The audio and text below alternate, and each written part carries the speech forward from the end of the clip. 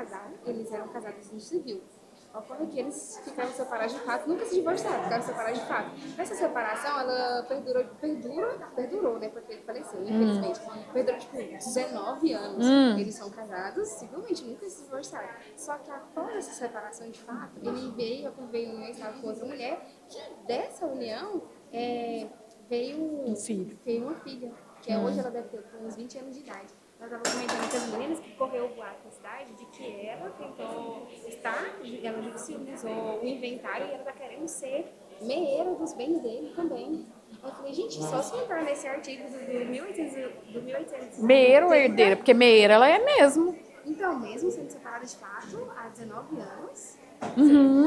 Porque mas a aí vai entrar o 1830, onde que talvez tenha sido. Não, 1830 não garante para ela, garante para a esposa, garantiria para a esposa a herança, né? Mas não garante porque o 1830 ninguém aplica ele assim, né? De separar de fato há tantos anos, essa esposa não vai ter direito de herança. E ela também não vai ter direito de meação desse patrimônio adquirido durante esses 19 anos, porque ela estava separada de fato. Sim. Mas vamos lá, separada de fato de verdade ou mantendo... Ele estava mantendo as duas? Não, então essa companheira é a que tem direito. Então, foi o que eu falei, então essa outra, mesmo eles não tendo feito o divórcio, eu acredito que ela não tem mais direito, porque quando eles se separaram, eu acredito que ela ficou com os bens, mas não teve o divórcio em si. Não tem problema, porque o que põe fim ao regime de bens para fins de partilha do divórcio é a separação de fato. Então, se ele está separado de fato, o que ele construiu vivendo com essa companheira, com essa outra mulher, com nessa união estável, ela é meeira. Sim. Tá. Eu falei, gente, mas não faz sentido ela querer resguardar um direito que ela não tem mais, já acabou. Já acabou a separação de fato. Acabou, não faz sentido. Agora, aí eu falei, só se a gente usar. O negócio da culpa, falar foi a culpa dele, mas nossa, ainda mais 19 anos. Pois é, né? Não tem nem condição. Podemos, Vanessa? Posso falar? Pode começar? Então vamos lá. Porque tá gravando lá, por isso que eu tô perguntando, gente. Vamos continuar? Vamos falar de um outro regime aqui. Agora tá alto, hein, Vanessa? Vou botar mais. A gente não falou ainda de separação total de bens, né? Aí, alguém ainda fez essa observação, falou, esse é o regime que não está previsto no 1829, inciso 1. Vamos lá, meninas? Lembra que a gente olhou para 1829, inciso 1, e eu falei para vocês assim, a regra é a concorrência, porque você olha pela redação do inciso e fala assim, a sucessão defere-se aos descendentes em concorrência com o cônjuge, salvo na comunhão universal, na separação obrigatória e na comunhão parcial, se o falecido não tiver deixado bens particulares, né? Ok, e a separação total? Onde é que está escrito separação total no 1829, inciso 1? Não está escrito. Então, se não está escrito, entra na regra, na concorrência. Então, na separação total de bens, o cônjuge herda junto com os descendentes, o cônjuge ou o companheiro, né? O companheiro, então, união estável com separação total de bens, é possível? Desde que faça um contrato, né? Escolhendo a união estável é possível, ou escolhendo a separação total é possível. E aí, também é uma coisa que para muita gente isso é um pouco assustador, porque a pessoa às vezes casa na separação total de bens pensando assim, não, estou casando na separação total de bens, porque o que está no meu nome é meu, o que está no nome da pessoa é dela, e é assim que vai ser na vida e na morte. Mas não é. É só na vida. É só no divórcio.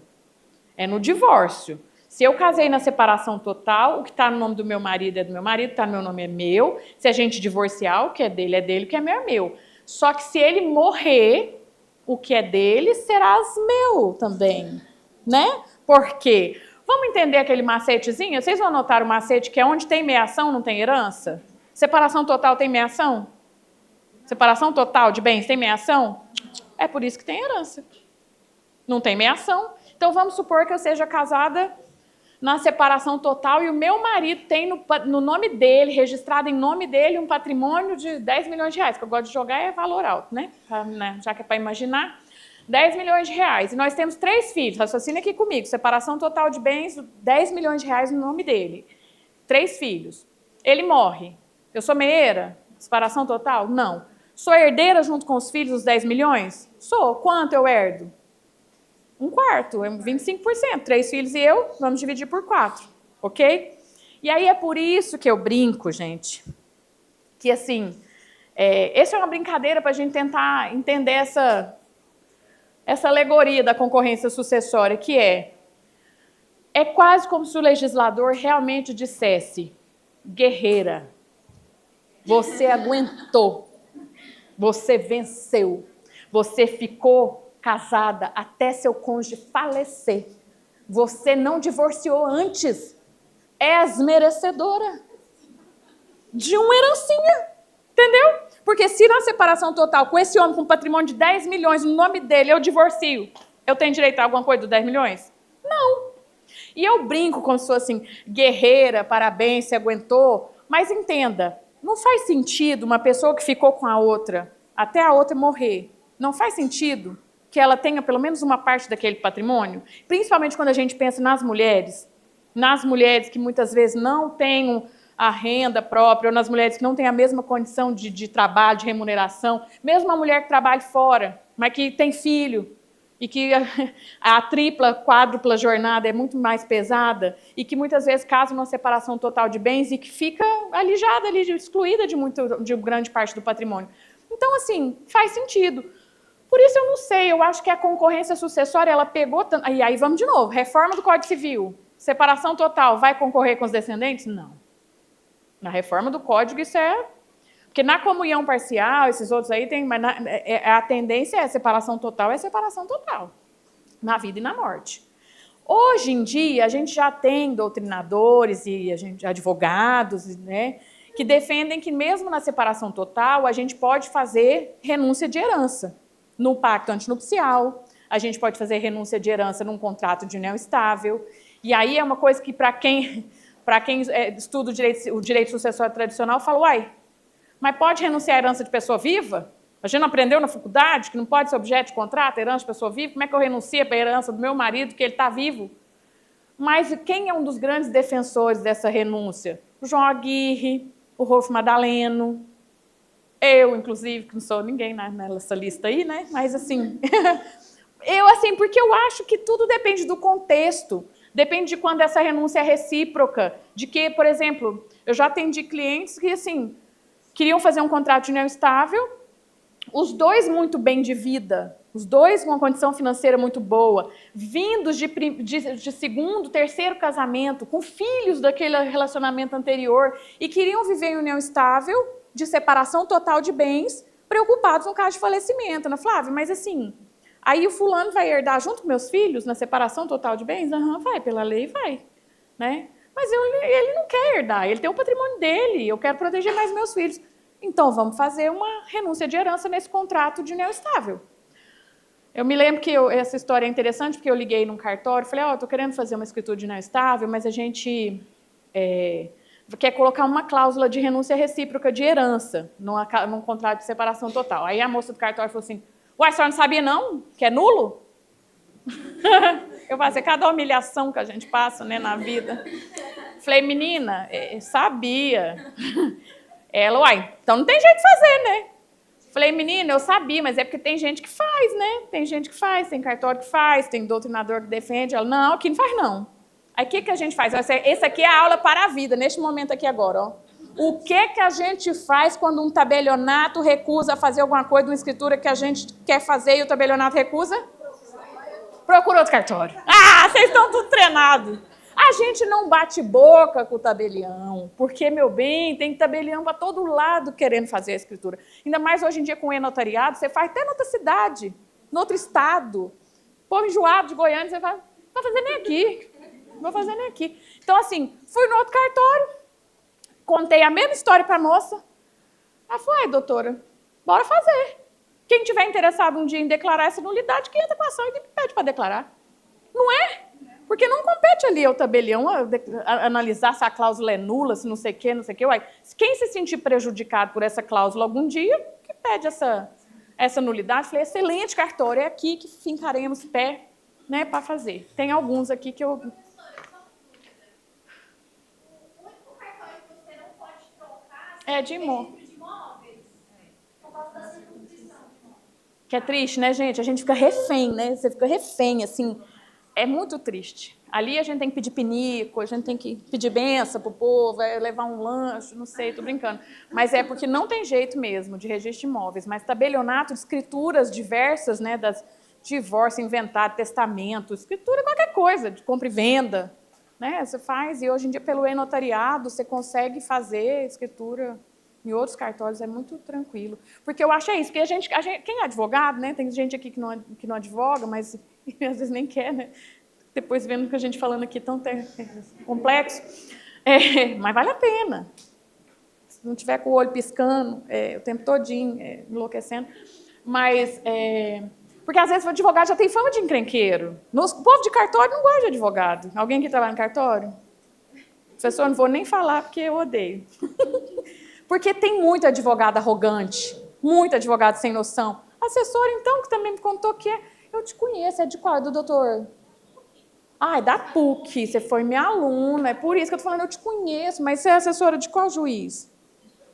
Ah, de procurador, do MP. Não, então é lá da PUC mesmo. Qual procurador? De quem? Ah, então tá. Ah, é sempre bom a gente saber o contato, né, gente? Ah, tá. Depois você me conta, então. Não, é porque eu trabalhei na MP muitos anos, né? Por isso que eu conheço também muita gente lá. 12 anos. Mas aí o pessoal do cartório, às vezes, fala, advogado é tudo encrenqueiro. Então, pelo menos dessa vez, a pessoa negou a escritura, você faz o quê? Vira as costas. Não vai bater boca com ninguém. Para que você vai arrumar confusão no cartório? Vai procurar outro cartório. Vamos guardar essa energia da encrenca para outros momentos da vida. Então, vamos lá. Outra coisa. Então, separação total. Herda. Na reforma, não vai herdar. Como é que vai ficar? Não sei. Hoje em dia, você está atendendo um casal que não quer que o outro herde na separação total. A solução é colocar uma cláusula de renúncia recíproca. De preferência recíproca, né? Porque um renuncia e o outro não, aí você já pensa, uai. Mas aí, só a mulher, às vezes, renunciando à herança do outro, ali, às vezes, pode ter uma coaçãozinha ali, né, gente? Então, vai renunciar, vamos renunciar. Não sei, tem que analisar o contexto, né? E participação final nos aquestos, que é um regime que, em nome de Jesus, desaparecerá na reforma do Código. Então, o povo acha que é chique. Esse dia uma menina chegou lá no escritório para fazer uma consultoria de regime de bens. Ai, meus amigos tudo disseram que estava super na moda. Participação final nos aquestos, eu achei que era um bom regime. Falei, gente, a gente olha ali, eu penso, que diabo é isso? Que moda é essa? Falei, minha filha nunca viu uma certidão de casamento com esse regime, nunca vi. E olha que a gente vê certidão de casamento quando você trabalha, assim, principalmente em gabinete, você já viu com esse de participação final nos aquestos? Nunca. Por que lançar essa moda agora? Mas assim, gente, um regime que está fadado a... Primeiro, um regime que ninguém nem entende como é que funciona, né? Mas está fadado a desaparecer, não inventa moda, não. Tem outros... O que tem possibilidade hoje em dia? Talvez a Célia tenha falado disso também, se ela falou de regime de bens. Você pode criar o regime próprio para aquele casal, você faz um regime híbrido, um regime que mistura cláusula de comunhão parcial, com separação total, mas não inventa de participação final nos aquestos, não. Mas tudo bem, como funcionaria na participação? Assim como no comunhão parcial. Na participação final tem bens particulares, o que é de cada um diante de casal, o que recebe de herança. Então, são nesses bens particulares que o cônjuge concorreria com os descendentes. Está escrito participação final no inciso 1? Não, tem nada falando. Mas a gente aplica, por analogia, a comunhão parcial na questão sucessória, na participação final dos aquestos, tá? Tem uma outra regrinha, isso aqui, na época da faculdade, às vezes alguém se lembre, que é a reserva do mínimo da quarta parte, a reserva mínima da quarta parte, quando o cônjuge concorre, ou companheira concorre com filhos comuns. Vai lá no 1832 e lê para mim, se alguém pode ler, amada, para nós, 1832, está aí? Eu quero que vocês leiam assim, que beleza de redação. Você lê, não entende nadinha.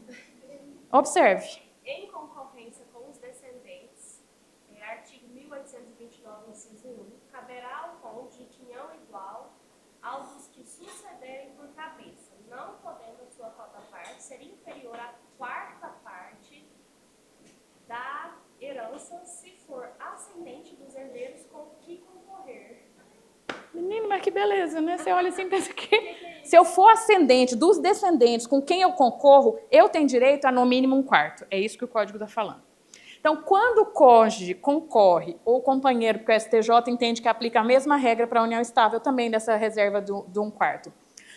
Quando o cônjuge concorre com filhos comuns, filhos do casal, ele tem direito a no mínimo 1/4 da herança. Só que raciocine comigo, o povo que gosta de matemática, cadê? Não está aqui, obviamente, né? Não, tem gente do direito, pouca gente que gosta de matemática. Até 3 filhos, essa regra não tem relevância para nós aqui, porque até 3 filhos já tem garantido 1/4, né? Então, é quando tem 4 ou mais. Aí o povo fica assim, entendi. Entendeu nada? Só... Entendeu, gente? Até 3 já está garantido no mínimo 1/4. Então, vamos lá. Vamos àquele exemplo que eu dei. Casei na comunhão parcial com um cara que tinha uma fazenda de antes de casar comigo. Durante o casamento, comunhão parcial. Durante o casamento, ele comprou uma casa de R$1 milhão. Nós tivemos 6 filhos. Presta atenção, nós tivemos 6 filhos. Ok. Ele morre. Onde é que eu sou meieira? Na casa. Então, meio na casa, no meio na casa, a outra metade é dos filhos. Onde é que eu sou herdeira com os filhos? Na fazenda. Quanto eu herdo? 1/4. Eu herdo 25% e o restante dos filhos. Porque se eu tenho 4, eu concorro com 4 ou mais, ao cônjuge é garantido, por lei, no mínimo 1/4. Então, se eu já tenho 6 aqui, né, já passou de 4, então eu tenho 1/4. Quando eu concorro com filhos do casal, filhos comuns. Quando eu concorro com filhos só do autor de herança, então vamos supor que eu casei com um cara que tinha uma fazenda e 6 filhos. Olha que beleza, uma fazenda e 6 meninos. Tá. Aí, durante o casamento, ele comprou a casa de R$1 milhão. Raciocine comigo. Eu morro. Ele que morre sempre. Eu nunca morro no exemplo. Vocês estão vendo que é sempre? Um dia uma aluna falou assim, professor, você sempre mata os homens, não tem uma mulher morta nesses exemplos. Eu falo, mas é porque a expectativa do homem é menor. Por isso que eu estou dando. Vocês já não viram as pesquisas? É por conta de estatística. Isso é igual um dia uma aluna minha falando assim, ela falou assim, não, professora, porque não sei o quê, que meu marido era de concorrer dela herdar junto com sogro e sogra. E ela falando, eu não aceito herdar junto com a minha sogra, não sei o quê. Eu falei, mas você não pensa que se você morrer, seu marido vai herdar junto com seus pais? Ela, mas eu não vou morrer antes dele. Aí eu falei, não, jamais, professor, minha vida é tudo organizada. E ele vai morrer primeiro. Eu falei, gente, é aquela pessoa que tem um planejamento real mesmo da vida. Vai morrer um acidente, às vezes, né? Planejado. Mas volta aqui. Então tá, eu arrumei o marido que tinha uma fazenda e 6 filhos e comprou a casa de R$1 milhão. Ele morre, eu sou meieira na casa, a outra metade dos filhos. Eu sou herdeira na fazenda. Eu e 6 filhos dele. Quanto eu herdo? 1/7. Aí não tem, que os filhos são dele. São filhos exclusivos dele. Só que, lógico, a sua cabeça, né, criativa já está pensando, tá, e se tem dos dois, tem filhos do casal e tem filhos só dele, que é muito comum. Eu caso com um cara que já tem filho e eu também tenho filho com ele. Então, vamos lá, isso chama filiação híbrida. Não. Sim, a gente é uma família mosaico, né? Uma família recomposta. Mas aqui a sucessão que a gente fala, a sucessão da concorrência com a filiação híbrida. Olha que chique esse nome. Você pode fazer até um TCC para pós. A concorrência na sucessão, na filiação híbrida. O que é filiação híbrida? É quando você concorre com filhos que são do casal e filhos só do autor de herança. Qual é a cota do cônjuge? Gente, durante muitos anos, tinham 3 correntes doutrinárias para resolver o problema da filiação híbrida na concorrência sucessória. Tinha quem defendia que o cônjuge tinha a reserva de 1/4, tinha quem defendia que ele não tinha, que ele tinha cota igual. Só que se ele tinha cota igual, com os filhos dele comum e com os filhos só do autor de herança, entenda que, no fim das contas, os filhos que são desse cônjuge iam receber um pouco mais, porque essa mãe, por exemplo, ficou com mais uma cota maior e que passa para os filhos dela, mas não passa para os outros filhos, que são filhos com outra mulher. Não? Entenderam? Tá, e aí tinha uma outra corrente que dizia que tinha que fazer uma conta. Eu lembro que no livro da Maria Berenice Dias tinha essa conta, era uma coisa que tinha raiz quadrada, fração, era em cima, assim, ó, uma raiz quadrada em cima de uma fração, com as coisas, uns negócios assim. Eu olhava aquilo na aula, quando eu dava aula na graduação, eu nem mencionava, que eu pensava, como é que se alguém pedir para eu explicar isso aqui? Não sei nem explicar. Que tinha uma fórmula matemática criada por um doutrinador chamado Gabriele Tusa, que chamava Fórmula Tusa. que era essa conta que fazia e que ninguém dava conta de fazer. Então, por conta dessa polêmica doutrinária, a professora Giselda Hironaka, professora da USP, maravilhosa, quem gosta de sucessões de direito civil tem que conhecer a Giselda Hironaka. A Giselda Hironaka foi a corrente majoritária que até hoje se aplica, cota igual para todo mundo. Que tipo assim, já não é dar conta de fazer conta. Né? Cota igual para todo mundo, que beleza, cota igual, em nome de Jesus, graças a Deus. Então, né? Pronto, cota igual para todo mundo. Então, entenda que só vai ter a bendita da reserva de 1/4 se for concorrência com filhos comuns. Se for concorrência com filhos só do autor da herança, ou se for concorrência, como na faculdade, eu conto história, né? Quem já foi meu aluno já ouviu essa história também. Uma vez eu estava dando prova e o menino na prova falava assim, esse caso aqui tem um filho híbrido. Eu falava, o filho híbrido? E eu pensava, é um mutante, o menino, né? Mas não é o filho que é híbrido, é a situação que é de filiação híbrida. Eu já imaginava, que filho híbrido é esse? Então, lembra, é a situação que é de filiação híbrida. É cota igual para todo mundo, ok? Não... E aplica a união estável? Aplica a união estável. Filho híbrido. Agora, vamos lá. Agora, encerramos esse primeiro inciso, vamos passar para o segundo. Vamos falar da sucessão dos ascendentes. Como os ascendentes herdam... Pode ser aqui, Vanessa? Pode. Como os ascendentes herdam, quais os princípios, quais as regras. Ai, eu esqueci seu nome da minha aluna lá do fundo que perguntou se eu vou falar da multiparentalidade. Rafaela. Não, Rafaela, como que eu esqueci seu nome? Eu lembro demais de você, misericórdia. Ela perguntou, professor, você vai falar da multiparentalidade? Hã? Não sei a memória, já expliquei. Não, mas a Rafaela eu lembro demais mesmo. Ela perguntou se eu ia falar de multiparentalidade no âmbito sucessório, né? Como é que fica a sucessão, porque as pessoas podem ter agora mais de um pai, mais de uma mãe, então como é que vai funcionar isso? E já vamos entender aqui. Primeiro vamos começar sem cônjuge, sem concorrência com cônjuge, sem concorrência com companheiro, vamos pensar na sucessão dos ascendentes básica, tá? Se uma pessoa, na sucessão dos ascendentes, primeira regra, ascendente de grau mais próximo exclui mais remoto. Pronto, acabou.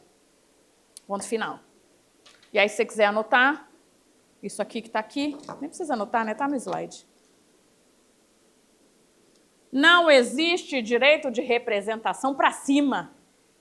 Eu podia escrever um livro de doutrina só traduzindo frases complexas do direito.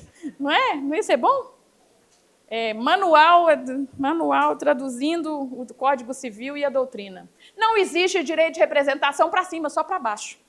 Olha o que está escrito em 1852. O direito de representação se dá na linha descendente e nunca na ascendente. Então, vamos lá. Uma pessoa morre, ela deixou os pais e os avós, todo mundo vivo. Quem herda? Os pais. Mas vamos supor que quando ela morreu, ela já tinha perdido a mãe. Ela tem o pai e os avós, todo mundo vivo. Quem herda? O pai. Nunca venha imaginar assim, achei que os avós vinham aqui e ocupavam o lugar da mãe e herdar por representação. Não, não existe direito de representação para cima, só para baixo, certo? Então, para que os avós herdem, é só na falta de pai e mãe. A professora, e o cônjuge? Calma, essa pessoa aqui não tem cônjuge. Espera, vai ter agora em outro exemplo. Tá. E aí, como que os avós herdam? O Código Civil diz, e aí o código na parte sucessória está atrasado, não acompanha a modernidade do direito de família, porque ele diz assim, a sucessão havendo igualdade em grau, igualdade em grau, todo mundo é avós, e diversidade em linha materna, linha paterna. Os avós da linha materna herdam metade, da linha paterna a outra metade. Então vamos pensar que essa pessoa aqui, ela já tinha perdido os avós, já tinha perdido os pais, ela tinha o avô materno e os 2 avós paternos. Se a gente não sabe sucessões e está ali fazendo um inventário, você vai pensar assim, divide por 3. Não divide por 3, é por linha de ascendência. Esse avô aqui herda metade e aqui a outra metade. Opa, 25, 25. Só que o que a Rafaela questionou é que a gente pode não estar trabalhando com o conceito de metade, porque essa pessoa pode ter uma mãe socioafetiva no registro, uma mãe biológica no registro, talvez até um pai socioafetivo. O que conta é o que está no registro, tá? Ah, mas ele tem um pai socioafetivo, mas esse filho não buscou um reconhecimento da paternidade socioafetiva? Tem que buscar, tem que constar, tem que alterar o registro civil, a certidão de nascimento, né? Ou de casamento. Então vamos supor que aqui ela também tivesse... Então, eu estou falando de uma pessoa que tem quatro avós o quê? 2, 4, 6, 8 avós. Pode ter? Uai, pode ter. Na multiparentalidade pode, não pode? Então, e aí o que a gente não vai falar em linha materna e linha paterna, a gente vai falar em linha de ascendência. Então, vamos supor que ela já tinha perdido as 2 mães e os 2 pais. Aí não vai dividir metade para a linha materna e metade para a linha paterna, é metade por cada linha de ascendência. Metade não, uma cota por cada linha de ascendência, né? Quer ver?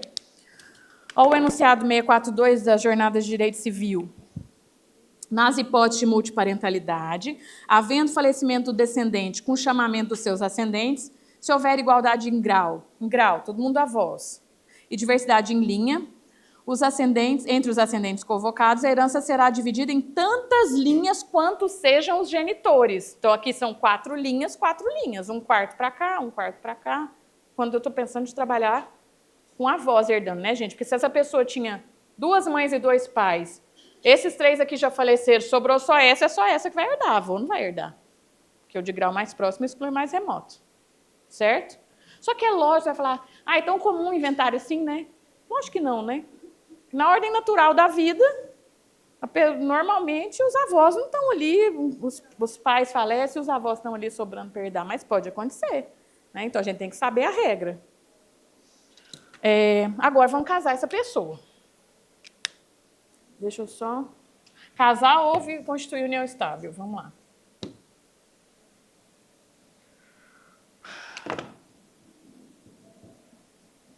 Bora lá. A pergunta é, o cônjuge ou o companheiro, a companheira, herda junto com os ascendentes? A resposta é sempre. A resposta não é sim. A resposta é sempre. Porque se você grava sim, você ainda pode pensar, mas é um sim que talvez tenha alguma exceção? Não, não tem.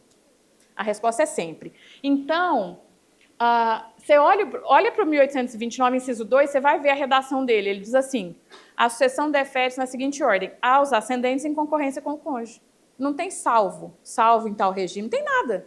Então, entenda que o cônjuge ou o companheiro, a companheira, sempre vai herdar junto com pai e mãe, ou só com pai, ou com avós, mas sempre vai herdar com os ascendentes. Professor, então, o regime de bens não importa para nada nesse caso? O regime de bens sempre vai importar para saber se tem meação. Se tem meação, se não tem meação, qual a extensão da meação.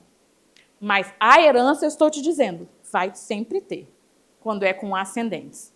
Então, aquela regrinha que você anotou aí, o macete, onde meia não herda, esquece. Esquece, porque isso só vale para o inciso 1.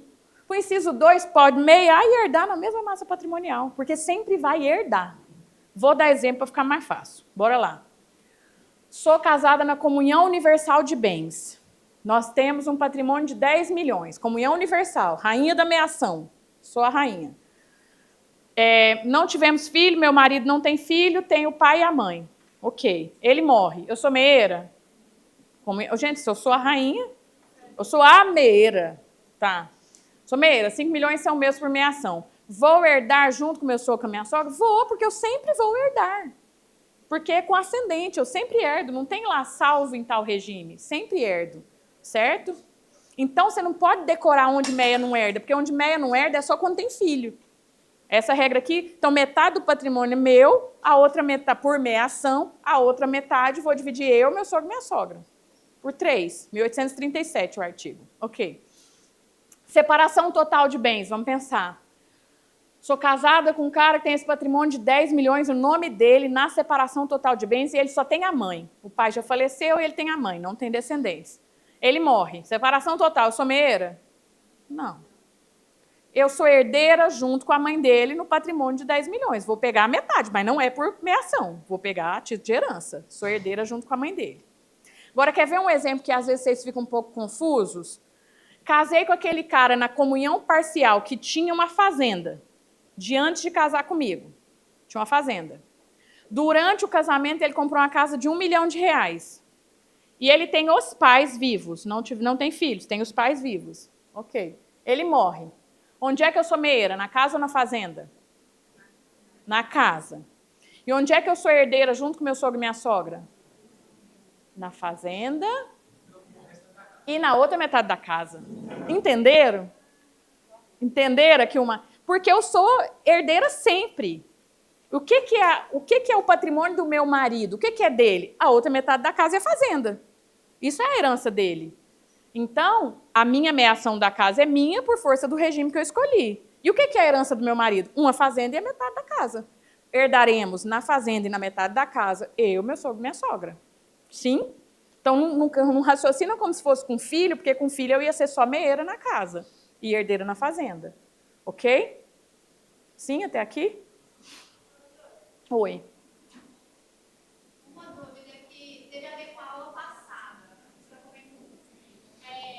Na situação que acontece muito hoje em dia, que é as FIVs, congelamento de óvulos, de embrião ou até nascituro. Nesse caso, pelo nascituro, a mulher grávida, esse bebê, ele vai herdar ou fica congelado ali os bens até ele nascer?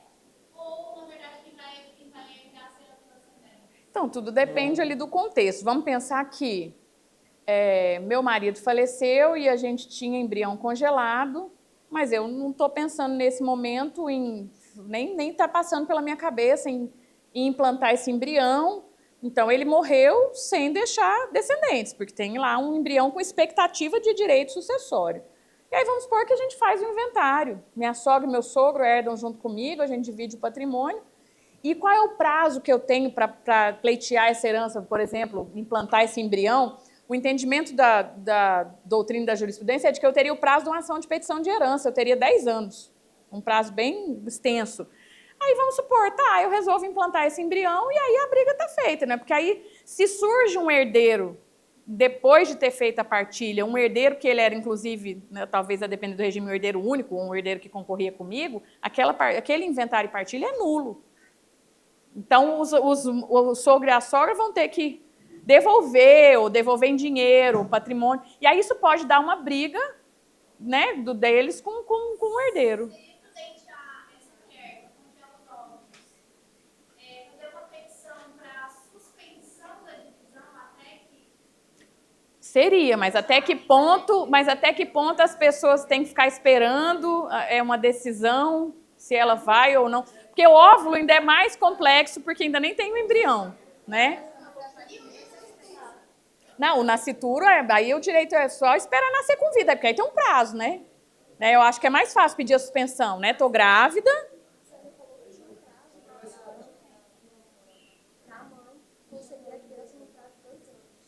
Não, mas aí, essa conceber a criança no prazo de 2 anos é na sucessão testamentária, quando eu quero deixar a herança. Por exemplo, eu quero fazer, eu acho que é isso que ela deve ter falado. Eu quero deixar alguma coisa para você por testamento, que aí eu concepturo, que aí eu vou deixar para você, só que você não tem filho. E aí eu falo, Tatiele, né? Eu deixo 20% do meu patrimônio para o filho da minha amiga Tatiele. Isso na sucessão testamentária. Posso deixar? Posso. Aí você, quando eu morro, você nem tem filho. Aí você tem um prazo de 2 anos, chama prazo de espera, para ter o filho, para que o seu filho receba.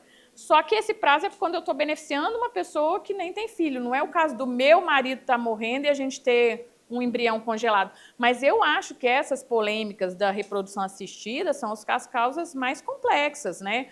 Porque isso envolve, não é só direito às sucessões, isso envolve biodireito, bioética, né? Porque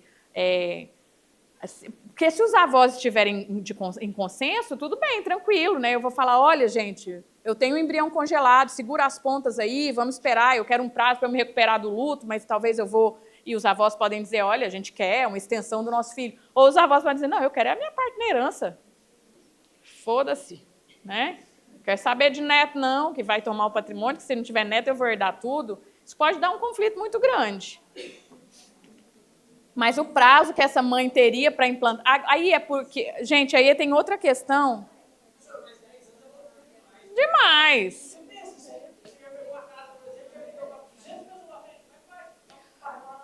Não, e aí eu vou te contar que esse é o grande polêmico dos inventários e os problemas dos inventários e das partilhas, de nulidade de partilha, porque isso acontece muito com filhos não reconhecidos. Entendeu? O pai falece, os filhos fazem o inventário e a partilha achando que está tudo certo, divide tudo, passa ali 5 anos, aparece um filho que papai nunca não registrou e ele entra com investigação de paternidade pós-morte, nós já gastamos tudo, já torramos tudo, essa partilha é nula, vamos ganhar um irmão e um credor. Olha que beleza. Ganhou um irmão e um credor, que agora você vai ter que devolver a parte dele, né? E o problema, a vantagem da petição de herança, do entendimento que mudou no STJ, é porque antigamente o entendimento era que o prazo de 10 anos era contado de quando esse filho fosse declarado filho, por exemplo, um filho não reconhecido. Então podia ter 20 anos que meu pai morreu, aí o cara entrava falando que era filho do meu pai, o juiz declarava que ele era filho do meu pai, ele ainda tinha 10. O STJ mudou esse entendimento, deve ter uns 2 anos agora, que agora é 10 anos contados da morte, porque já está um prazo bom, né, gente? 10 anos contados da morte para você reivindicar uma herança. Antes era 10 anos contados de quando o filho fosse declarado filho, fosse reconhecido como filho. É confusão. Mas essa questão o que é importante lembrar é, embrião tem direito, expectativa de direito garantido. Só que aí tem que lembrar, material genético congelado, por exemplo, o que hoje, na reforma do Código também vai estar assim, isso vai estar bem delimitado na reforma do Código, reprodução assistida, muito detalhado na parte de filiação, que quem quer deixar embrião congelado, material genético congelado para uso ou para reprodução pós-mortem, que deixa autorizado por testamento, que deixa autorizado numa escritura pública, porque aí evita essa polêmica. Né? Então, assim, eu deixei o embrião congelado, tem material genético congelado, mas eu deixo autorizado por escritura pública que vai poder usar pós-mortem, porque aí pode dar, por exemplo, uma suspensão no inventário por conta disso. É o tipo da causa que eu brinco com meus alunos e falo, não, podia nem aparecer no escritório. Deus me defenderá. Porque, não, gente, difícil demais.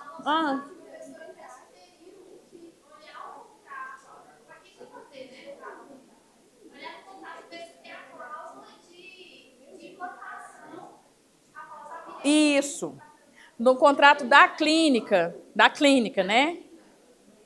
Porque, fora isso, tem as regras próprias da medicina, né? Da clínica de reprodução humana. Que tem essa questão de conservação de embrião também, que tem prazo, então tem que ver isso. Porque no contrato da clínica, eu tô lembrando que eu fiz FIV, mas eu não lembro nem do contrato, mas eu assinei um contrato. Eu sou do direito, né? Fiz fertilização in vitro, mas eu acho que tem cláusula de que a gente autoriza o uso pós-mortem ou não autoriza. Eu acho que eu não autorizei, mas também não tem embrião, não sobrou, só foi minha filha. Eu fiz fertilização, só tive um embrião, só a menina. Só a menina que eu implantei e deu certo. Tipo um milagre. A minha médica dizia assim, é a medicina ajudando, mas tem Deus aqui no meio, porque não tem lógica. Um único embrião, numa primeira fertilização, um único embrião saudável e vingou. O povo fala, você tem embrião congelado? Eu falo, querida, custei ter um embrião. Estou em 42 anos, eu estava já sem óvulos. Mas deu certo, está lá. Aí o povo fala, ela é muito inteligente. Eu falo, lógico, selecionadíssimo o embrião. Ela fez biópsia de embrião, mandei fazer em São Paulo, biópsia, porque na verdade eu não tive um embrião, eu tive 6. Mas aí você faz biópsia para ver qual que é saudável. Aí o povo fala, nossa, mas sua menina é muito inteligente. Eu falo, é o embrião biopsiado. Isso aí é o avanço da medicina. Bora lá, gente. Então, sempre vai concorrer com os ascendentes. Sempre. Independente do regime de bens. Estou lembrando da minha aluna uma vez que ela falou, acho que eu já contei essa história também para quem foi meu aluno, uma vez essa mesma que falou que o marido ia morrer antes dela. Ela falou assim, professora, eu estou incrédula com essa aula. Eu nunca quis ter filho. Nunca. Nem meu marido. A gente trabalhou muito, eu já estou na minha 3ª graduação, nós temos empresa, a gente rala pra caramba. A gente não tinha nada quando a gente casou, a gente construiu um patrimônio legal. A gente é casado na comunhão parcial. Minha sogra e meu sogro não querem ajudar com nada. E a senhora está dizendo aqui hoje, nesta aula, que se o meu marido morrer, eu vou dividir o patrimônio com o meu sogro e com a minha sogra? Porque nós não temos filho? Falei, vai dividir com o seu sogro, com a sua sogra. Ela falou, então terei filho. Decidi que hoje na aula eu terei filhos. Falei, menina, mas que beleza, né? Uma criança que ela foi muito desejada, sonhada, planejada, né? Qual a sua missão no planeta? Menina, eu vim para evitar que meus avós herdassem. Eu vim ao mundo. Ela falou, não, o que é isso? Eu vou ter filho. Se é só ter um filho que resolve, eu vou ter um filho. Pensa na loucura, no ódio que sogra querida que ela tinha. Bora lá. Sucessão do cônjuge do companheiro. Agora a gente vai para o inciso 3, tá? E tudo que eu conto aqui não inventei de minha cabeça, não. Vivi. Não vai ter concorrência. Só os ascendentes. E o cônjuge só vai herdar na falta de descendente e ascendente. Porque tem muita gente falando na internet que as mulheres vão ficar sem direito de herança, não sei o quê. Então, assim, tem essa preocupação mesmo. Quando eu analiso pensando assim, eu morrendo, vocês não têm essa... Às vezes eu deito no sofá e penso, se for eu morrendo, não acho tão ruim o cônjuge não ter direito, que ótimo, fica só para os filhos, que ótimo, fica só para minha mãe e para meu pai. Mas se for ele morrendo, eu já acho ruim, porque aí eu que vou ficar sem o direito. Vocês não pensam assim, não? Tudo depende do ângulo que a gente analisa. Não, mas estou brincando. Eu acho que a questão da concorrência, ela se tornou um costume, uma regra que todo mundo acolheu, que a gente aprendeu a entender que esse cônjuge entra na conta junto com o filho. Eu falo que o legislador estava muito amoroso, que ele botou cônjuge herdando junto com o filho, cônjuge herdando junto com o pai e mãe. Então, assim, colocou, né? Estava um amor. E aí a gente sabe, tem cônjuge que não merece, mas é a vida. Mas na reforma não vai ter concorrência sucessória. Cônjuge só vai herdar na falta de descendente e ascendente. E aí o problema é que o povo também confunde. Mas aí o cônjuge vai ter direito a nada? Querido, vai ter meação. Dependendo do regime, vai ter meação. Se for comunhão universal, vai ter meação de tudo. É só organizar. É lógico que isso, quando a gente fala vai ter meação, você imagina para uma pessoa leiga entender o que é isso. Porque a gente, mesmo que é do direito, às vezes não está sabendo que uma ação é coisa, herança é outra. Entendeu? Então, não é? Então, você pensa que a pessoa que é leiga. Não, mas vamos lá. Agora vamos herdar sozinho. Para o cônjuge herdar sozinho, na falta de descendente e ascendente, ou para um companheiro ou uma companheira herdar sozinho, na falta de descendente ou ascendente, importa o regime de bens? Não. Não. Qualquer regime de bens, vai herdar tudo. Pode ser separação obrigatória? Sim. Separação obrigatória só está excluído lá no inciso 1. Então, se eu sou casada na separação obrigatória e meu marido não tem nem descendente e ascendente, eu sou herdeira de tudo. Mas você é meiro? Aí depende, súmula 377, adquirir algum bem com esforço comum e tal, mas herdeira eu sou, tá? Sou casada na separação total de bens, não tem descendente, não tem ascendente, ok? Meu marido morre, o patrimônio dele é todo de quem? Meu. Separação total, meu todo, não tem descendente nem ascendente, sou eu, a única herdeira. E ele tem os irmãos, problema dos irmãos dele, aqui os irmãos dele onde estão, ó. Na falta de cônjuge. Se não tiver cônjuge, sou herdeira necessária, inclusive. Não pode nem fazer testamento deixando tudo para quem quiser, porque eu sou herdeira necessária. Não pode, só pode deixar metade disponível. Então, não importa o regime de bens. O que a gente tem que lembrar também é que o cônjuge tem um outro direito, e o companheiro, a companheira também, que é o famoso direito real de habitação, que é um direito polêmico, que é um direito que vai mudar na reforma, a gente também vai ver algumas mudanças na reforma, mas vamos conhecer o direito real de habitação um pouco de como ele é hoje. O direito real de habitação é um direito de moradia, não é de usufruto, é de moradia, garantido ao cônjuge, ao viúvo, à viúva, ou ao companheiro, companheiro sobrevivente, quando tem um imóvel de natureza residencial no inventário. Importa o regime de bens para ter direito real de habitação? Qualquer regime de bens vai ter direito real de habitação. Tá? O critério é ter um imóvel de natureza residencial. Pode até ter outros imóveis de... E a gente vê na prática inventários que às vezes tem mais de um imóvel de natureza residencial, mas o juiz garante a um daqueles imóveis para o cônjuge continuar morando ou para o companheiro ou companheira continuar morando. A questão do direito real de habitação hoje, ele dura... Quanto tempo um cônjuge, uma viúva tem direito de permanecer morando naquele imóvel? Vocês sabem? Enquanto viver. Enquanto viver. Pode até casar com outro, botar outro lá dentro de casa. Você pensa, menino, que loucura, hein? E na reforma do Código, não. Se constituir nova família, perde o direito real de habitação. Eu acho um pouco assim que tá certo, né? Tá bom, né, querido? Então, no código vai estar lá, enquanto permanecer no estado de viuvez, mas se casar de novo, constituir nova família, perde o direito real de habitação. Quando a gente entende direito real de habitação, a gente tem que lembrar que ter direito real de habitação não impede fazer o inventário, não impede fazer a partilha. Vai fazer o inventário, vai fazer a partilha, só que tem uma pessoa que tem direito de ficar morando naquele imóvel, enquanto viver. Na vida real é o quê? É o caos, né? Porque aí os herdeiros querem a parte deles, aí tem herdeiro que fala para o advogado, entra com arbitramento de aluguel, já viram isso? Ah, pede para pagar aluguel. Gente, isso aí é erro básico, não tem como pagar aluguel se a pessoa tem o direito de morar lá. Então, a gente tem julgados da STJ, dizendo não cabe arbitramento de aluguel contra um cônjuge que tem direito real de habitação. Não cabe, certo? Na vida real, às vezes eu falo assim, para algum aluno que pergunta, eu falo, às vezes você pode negociar, você está tentando negociar, fazer um acordo entre esses herdeiros e essa viúva que tem um direito real de habitação. Bote um preço, minha senhora, quanto a senhora quer a mais? Para a senhora concordar da gente vender esse imóvel? Sabe assim, aquela coisa, vamos negociar aqui. Quem sabe, paga um a mais, um valor a mais para essa pessoa, né? Mas é um assunto complexo. Deixa eu só... Aqui eu trouxe uns julgados. Ah, vocês estão vendo ali, né? Uns julgados sobre direito real de habitação. Acompanhe aqui comigo. Então, ela só tem esse direito se só tiver só um imóvel de real, só tiver outros imóveis, uma escola. Uma empresa. Não, tem o direito. Não tiver nenhum de natureza residencial? André, é boa sua observação?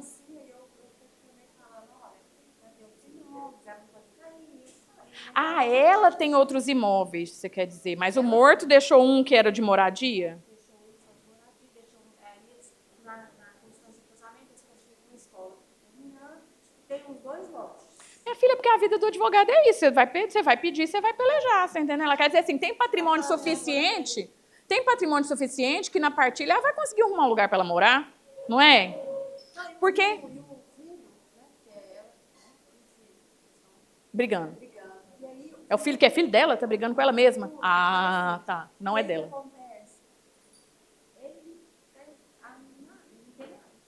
Porque, vamos lá, qual é o sentido do direito real de habitação?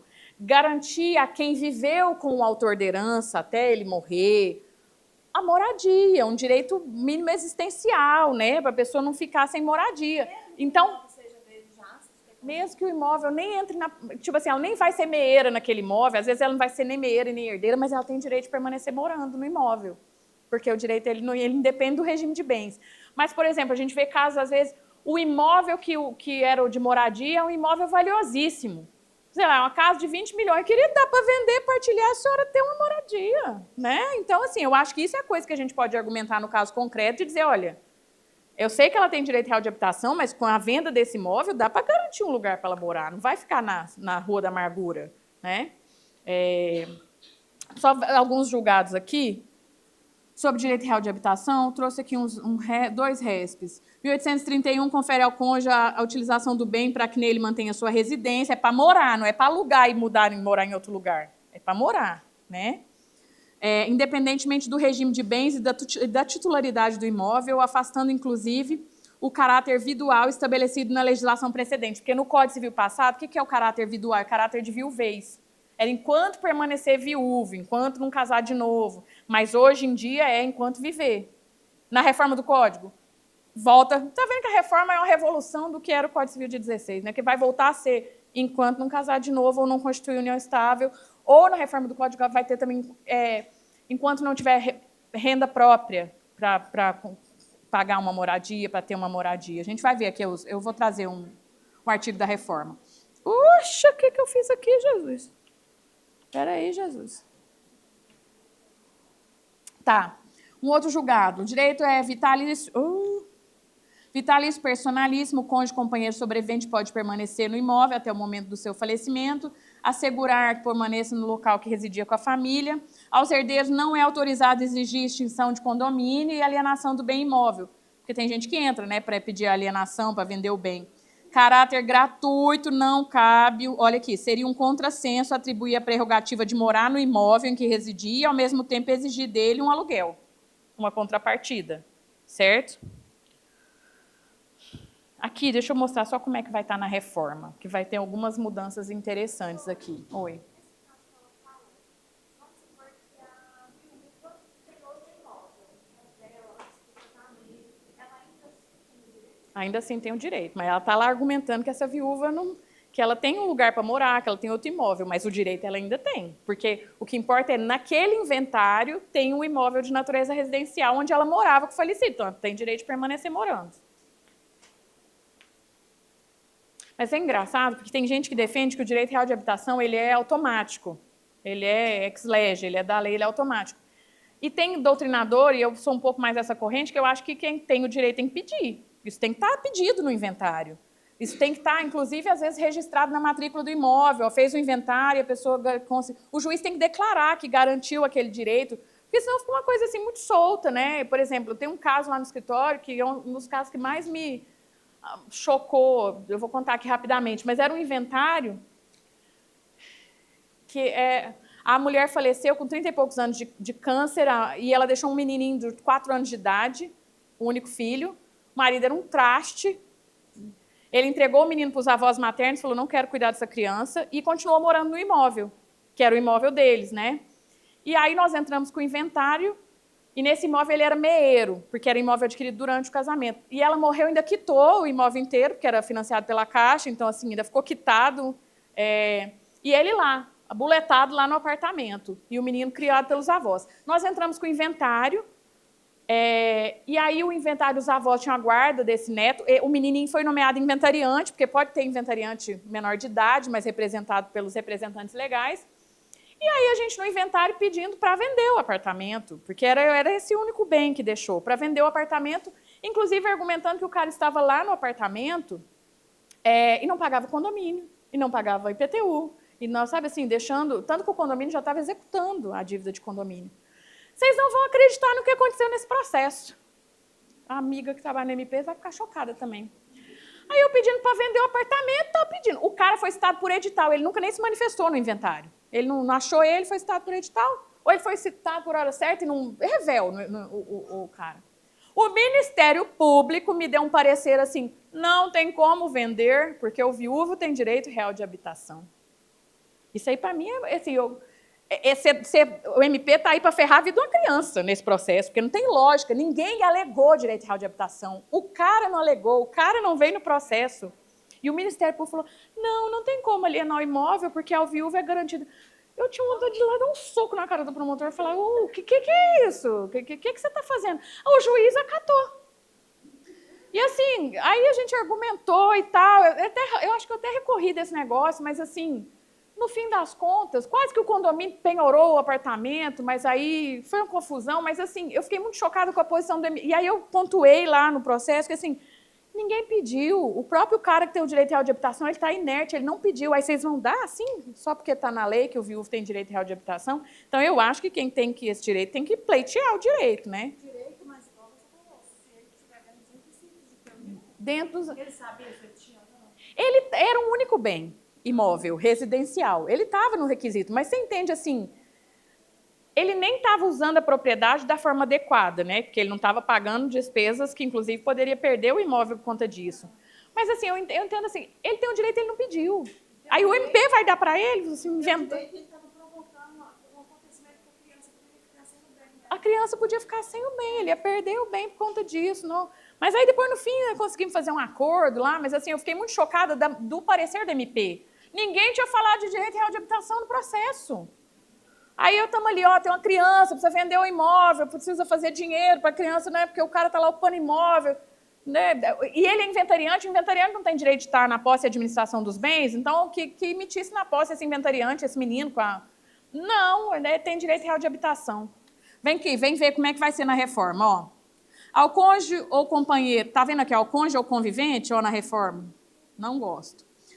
Que residia com o autor da herança ao tempo da morte, será assegurado, qualquer que seja o regime de bens, sem prejuízo da participação que lhe caiba na herança, o direito real de habitação relativamente ao imóvel destinado à moradia da família, desde que seja o único bem a inventariar. O único bem desta natureza, é aqui. Se ao tempo, agora vem aqui a polêmica da reforma do Código Civil, que aí não vai ser só cônjuge que vai ter direito real de habitação. Outros parentes em condição de vulnerabilidade. Aí você imagina, vai estar brigando ali um cônjuge com a sogra, idosa, com o filho com deficiência. Vamos ver, ó. Se ao tempo da morte viviam com o casal descendentes incapazes ou com deficiência, bem como ascendentes vulneráveis, ó a confusão armada. Ou ainda as pessoas do 1831A, está aqui debaixo, eu já vou falar. O direito real de habitação há de ser compartilhado por todos. Aí você pensa, é serviço para nós, né? Porque você pensa, se já é até difícil garantir ali para um viúvo brigando com os descendentes. Imagina, às vezes você está ali, sua sogra idosa, você pensando, no dia que esse homem morrer, eu despacho essa moça aqui, essa senhora, para algum outro membro da família. E ela mora com a gente, estou ali cuidando dela, como uma missão, mas pensando, no dia que esse marido morrer, eu despacho essa senhora. Não, está falando aqui que ela vai ter direito real de habitação junto comigo. Você pensa, moraremos juntas. Gente, eu não sei onde que o Código Civil vai aqui. Cessa o direito real de habitação quando um dos titulares, tiver renda ou patrimônio suficiente. Normalmente a pessoa não vai querer ter, né? Ou vai esconder que tem, né? Ou quando constituir nova família. Tá. Terão direito de habitação sobre imóvel as pessoas remanescentes da família, podendo habilitar nesse direito, desde que mostrar o convívio familiar. Sem prejuízo do direito real de habitação. Aqui tem uma outra coisa também.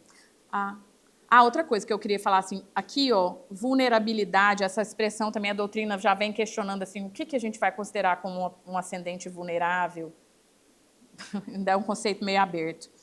Na reforma do Código, além do direito real de habitação, o juiz poderá instituir um usufruto, isso que é interessante. O povo fala assim que a viúva vão ficar sem direitos. Instituir usufruto sobre determinados bens de herança para garantir a subsistência do cônjuge ou convivente que comprovar a insuficiência de recursos ou de patrimônio. Porque como vai deixar de ser herdeiro em concorrência? Como vai deixar de ser herdeiro necessário? Então, olha, aí no processo o juiz, mas aí é com dificuldade, né? Vai poder instituir um usufruto sobre determinados imóveis para garantir aquela sobrevivência. Cessa o usufruto quando tiver renda ou patrimônio suficiente para manter a subsistência ou quando constituir nova família. Então, além do direito real de habitação, vai voltar um instituto que era chamado também do Código Civil, chamado usufruto vidual. Lá do Código Civil passado. Vamos ver se vai ser assim que vai voltar. Tá? Aqui, a Ana Luísa Maia Nevares é uma doutrinadora que escreve muito sobre direito das sucessões, ela tem livros, artigos, ela é muito boa, e ela fala sobre essa questão, eu estou brincando aqui, essa questão de compartilhar o direito real de habitação, mas a gente sabe que em muitas famílias, principalmente a gente pensa num filho com deficiência, num filho que não tem condição e que mora ali com os pais, e aí falecem os pais e os outros querem vender a casa, e esse filho vai morar onde? Então, essa questão de um direito real de habitação ser garantido para um filho que não tem condição de trabalhar e de se sustentar por alguma incapacidade, faz sentido, né? Faz sentido. Então, ela fala que o direito real de habitação ela tem que também abranger outros herdeiros vulneráveis, que tenham moradia dependente daquela do decujus. Então, só para a gente finalizar, deixa eu ver aqui, sucessão dos colaterais, se dá tempo. Dá tempo. Então, em relação ao cônjuge, basicamente, a gente fala dessa questão do companheiro do cônjuge. Vamos falar da sucessão dos colaterais. Até alguém me contou aqui que estava fazendo o inventário da sucessão dos colaterais. Quem foi? Acho que ela já foi embora. O que a gente precisa lembrar? Para um colateral herdar, é na falta de descendente, ascendente e cônjuge. Como os colaterais herdam? Quais são as regras de colateral herdar? Só para a gente finalizar e ir embora, tá? Na sucessão dos colaterais, agora eu vou botar os bonecos aqui de lado, não de cima para baixo. Na sucessão dos colaterais, os colaterais de grau mais próximo afastam os mais remotos, salvo direito de representação concedido aos filhos dos irmãos. Esse é que está escrito no Código 1840? 1840. Os colaterais de grau mais próximo excluem os mais remotos, salvo direito de representação concedido aos filhos dos irmãos. Por que não escreve sobrinho? Aos filhos dos irmãos. Menino, facilita a nossa vida. Escreve. Escreve sobrinhos, né? Tá pronto, mas tudo bem. Vamos lá. Como isso funciona, então? Gente, lembra, a todo momento, eu sei que é sexta-feira, quase 10 horas da noite, esta pessoa aqui não tem descendentes, não tem ascendentes, não é casada, não vive em união estável, ok? Quem vai herdar o patrimônio dela? Ela deixou os irmãos e os sobrinhos. Todo mundo está vivo. Quem herda? Os irmãos. Só que a gente acabou de ler um artigo que fala que sobrinho tem direito de representação. Então, se ela tem um irmão pré-morto, os sobrinhos, filhos desse irmão pré-morto, vão herdar a parte dele por direito de representação, ok? Só que na linha colateral, quem tem direito de representação é só sobrinho. Está escrito aí. Então, deixa eu te contar pensar num exemplo aqui. Vamos supor que essa pessoa, quando ela morreu, ela já tinha perdido esse irmão e esse sobrinho, que tem filhos. Filho de sobrinho é parente? Sobrinho neto. É, 4º grau. Até 4º grau é parente, sobrinho neto. O que eu estou te contando? Sobrinho neto herda por representação? Não, só sobrinho. Então, quem vai herdar aqui? Este, né, que está vivo, este que está vivo e esse aqui por representação. Esse aqui não. Direito de representação na linha colateral só é garantido para filho de irmão, só para sobrinho, ok? Vamos pensar em outra possibilidade. Essa pessoa morreu e todos os irmãos já eram pré-mortos. Quem vai herdar? Os sobrinhos.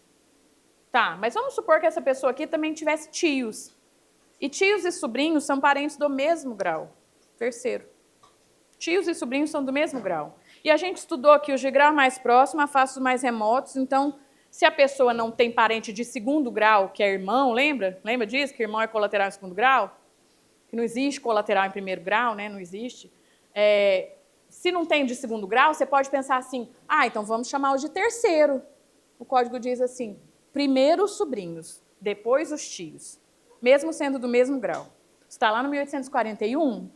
Não, 1843, ó. Na falta de irmãos, herdarão os filhos destes. E não os havendo...